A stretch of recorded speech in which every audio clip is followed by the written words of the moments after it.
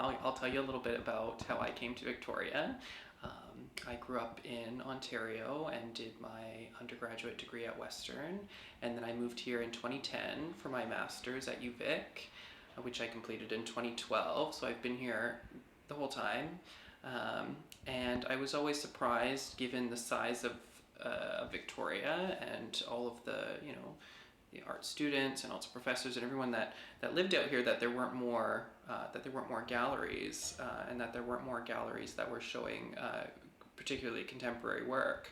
So I guess for the last year, maybe, I'd been thinking about starting my own place, but it was a bit of a pipe dream. I wasn't expecting it I wasn't expecting it to happen this soon.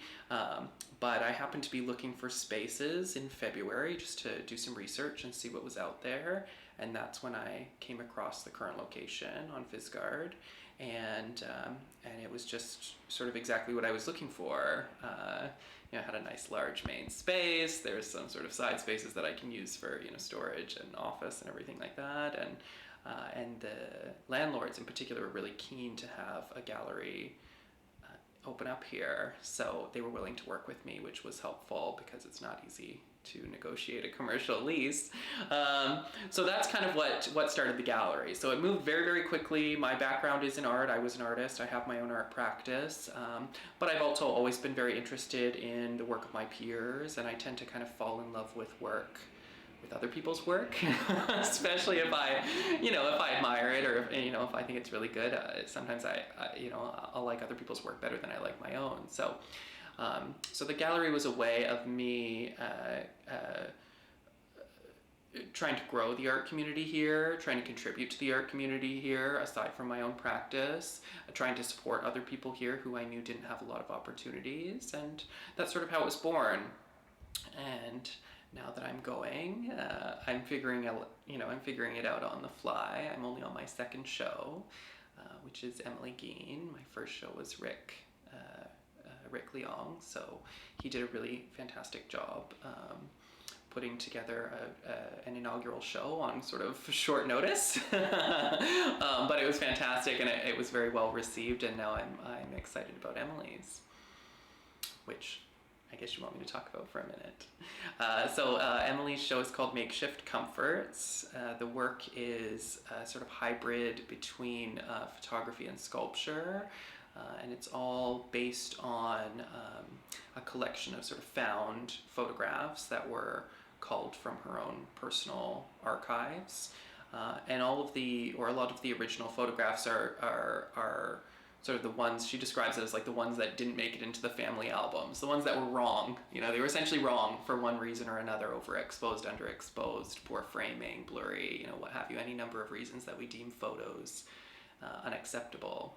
And so she started kind of working with this, with these kind of found photos, and then trying to sort of expand on them using other materials, other objects.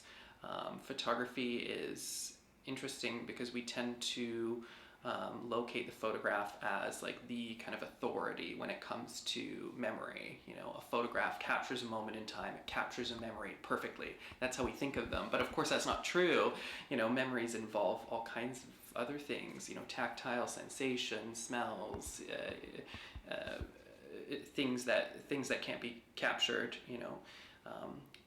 by an image. And so a lot of her creations, I think, are her attempt to build on the memory as it exists for her of the original photograph.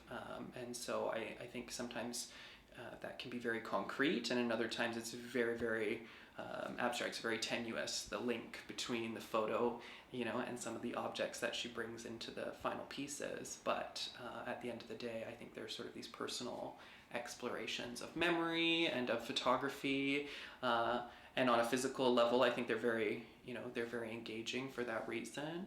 We're used to looking into a photograph to see what's in there, and in Emily's work, the photograph becomes an object amongst other objects.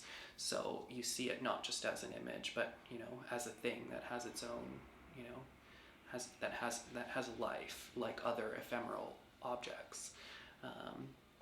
So yeah, I think we'll probably do a bit of a tour of the show. I don't know if there's anything else I want to say there, but I hope you'll come and take a look.